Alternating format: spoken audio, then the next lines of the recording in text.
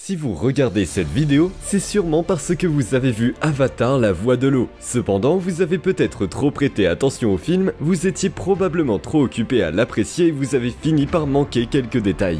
Mais ne vous inquiétez pas, car dans cette vidéo, nous allons vous montrer 10 choses que vous avez manquées dans Avatar 2. C'est parti. Numéro 10, le crâne de Quaritch. L'avatar de Quaritch a passé du temps à se déplacer dans la jungle de Pandora. Au cours de cette exploration, il est tombé sur l'endroit de sa mort et a vu son corps humain mort. À ce stade, la seule chose qu'il pouvait voir était un squelette. La chair avait disparu, le squelette n'avait pas été touché et était resté dans une combinaison robotique. En voyant son squelette, l'avatar de Quaritch prend le crâne. Ça ne semble peut-être pas beaucoup, mais ça ressemble beaucoup à ce qu'a fait Hamlet dans la pièce éponyme. Bien qu'Hamlet n'ait pas littéralement tenu un crâne dans sa main, il a accordé une grande attention à la fragilité de la vie. Numéro 9, les sous-marins utilisés par les chasseurs sont assez similaires à ceux de The Abyss et Titanic. Le créateur de ce film semble avoir une chose pour l'eau. Il n'est donc pas surprenant que les océans soient une partie importante de plusieurs de ses films. Tout comme The Abyss et Titanic, les personnages de ce film jouent de nombreux rôles sous l'eau ou autour d'elle. Les machines utilisées dans Avatar The Way of Water peuvent sembler nouvelles, cependant elles ont été utilisées dans d'autres films et même des documentaires liés à James Cameron, tout comme les sous-marins utilisés dans Titanic et The Abyss. Ceux utilisés dans ce film ont des caméras coûteuses, des bras mécaniques et des fenêtres. Numéro 8, les Na'vi ne communiquaient pas réellement en anglais. En regardant ce film, il est très facile de supposer que les Na'vi communiquaient en anglais. Bien que le public n'ait pas eu de difficulté à comprendre ce qu'ils disaient, ils ne parlaient en réalité pas en anglais. Lorsque le film a commencé, Jake a donné un indice sur les événements qui ont eu lieu après le premier film. Il a parlé du fait qu'il comprenait la langue parlée par les Na'vi et que c'était comme s'ils communiquaient en anglais avec lui.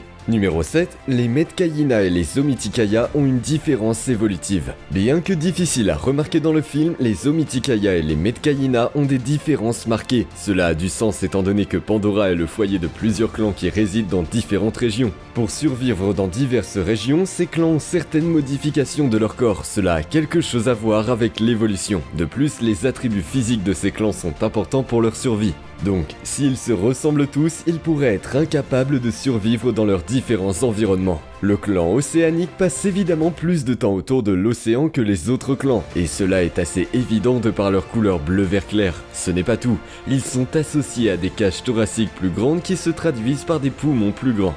De plus, ils ont des queues, des avant-bras et des nageoires qui leur sont utiles pour nager. Bien que tous les membres du public ne remarqueront pas les différences dans les Na'vi, ces différences subtiles sont importantes pour leur survie. Numéro 6, les yeux montrés à la fin du deuxième film sont les mêmes que ceux montrés dans le premier film. Il y a quelque chose à propos des yeux dans Avatar. Dans le premier film, Jake Sully ouvre les yeux dans son corps de Na'vi à la fin du film. Cela ne semble probablement pas beaucoup pour la personne moyenne, cependant pour un public attentif, c'est beaucoup. Tout comme le premier film Avatar s'est terminé avec Jake ouvrant les yeux dans un nouveau corps, Avatar la voix de l'eau se termine avec les yeux de Jake. Cette fois cependant, il les ferme. Bien qu'il puisse être difficile pour un public moyen d'Avatar la voix de l'eau de repérer l'importance de la fin du premier film avec Jake ouvrant les yeux et la suite se terminant avec lui les fermant, il y a quelque chose à propos de l'œil dans ce film.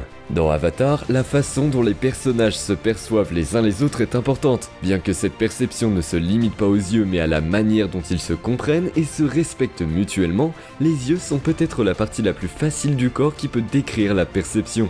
La mise au point de la caméra sur les yeux de Jake révèle qu'il embrasse le monde à travers ses yeux. Numéro 5, Kiri porte le collier de sa mère. Tout membre du public ayant un œil pour les costumes pourrait avoir remarqué que Kiri porte un collier qui n'est pas tout à fait nouveau. Ce collier a été porté dans le premier film par Grace Augustine. Il s'agit d'un collier Na'vi qu'elle a obtenu de la sœur de Neytiri. Grace ne fait pas d'apparition dans la suite, cependant ce collier a trouvé son chemin dans la suite du premier film car sa fille Kiri le porte. Numéro 4, certains enfants de Jake ont 5 doigts. Les corps d'Avatar utilisés par les Na'vi et ceux utilisés par les humains ont plusieurs similitudes. Il peut donc être difficile de dire en quoi ils diffèrent. Néanmoins, une différence marquée entre ces corps est le nombre de doigts qu'ils ont. Même si la différence dans le nombre de doigts ne semble pas si importante, cela indique comment les corps des Na'vi diffèrent des corps humains. Jake a 5 doigts, cependant Neytiri en a 4. Contrairement à Jake qui a 5 doigts, certains de ses enfants biologiques ont 4 doigts. Cependant sa fille adoptive et son enfant biologique du milieu ont 5 doigts. Ce détail est assez petit, ce qui explique pourquoi beaucoup de gens ont dû le manquer. Numéro 3, le navire de chasse dans Avatar La Voix de l'eau a coulé comme le Titanic. Il est de notoriété publique pour tous ceux qui ont vu Avatar La Voix de l'eau que le navire de chasse dans ce film a coulé. Cela ne semble pas être un gros problème. Cependant, le naufrage de ce navire est quelque chose qu'il a en commun avec un événement dans Titanic qui se trouve être un autre film de James Cameron. Outre le naufrage de ce navire, il y a quelques détails dans ce film qui semblent le relier aux autres films de James Cameron.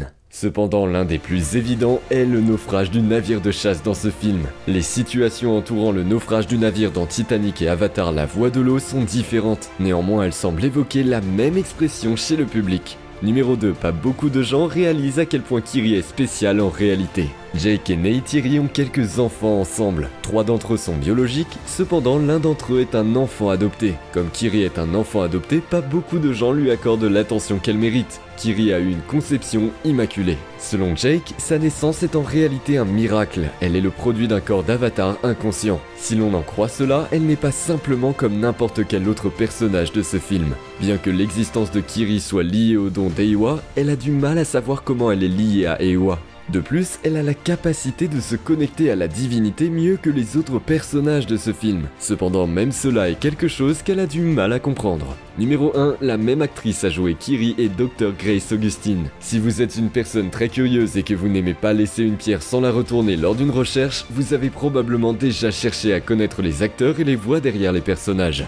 Et si vous avez pris cette voie, alors vous n'aurez pas à faire de suppositions. D'un autre côté, si vous avez décidé de vous plonger dans le film sans rien savoir de la production et des acteurs, vous avez très probablement beaucoup de questions en tête. Et en tête de votre liste devrait être la question de savoir qui se cache derrière la voix de Kiri. Kiri ressemble beaucoup à sa mère, cependant elle est évidemment plus jeune et bleue. Maintenant, une actrice a déjà joué le rôle du Dr. Grace Augustine dans le premier film. Alors à ce stade, vous pourriez vous demander comment James Cameron a pu entrer en contact avec une actrice qui a autant de points communs avec Weaver. Eh bien, si cela vous a préoccupé pendant longtemps, vous n'avez plus à y penser car la même voix se cache derrière Kiri et le Dr. Grace. Que pensez-vous des détails mentionnés? Y a-t-il d'autres détails que vous pensez valoir la peine de mentionner? Faites-le nous savoir dans la section des commentaires ci-dessous. A bientôt pour la prochaine vidéo. Au revoir.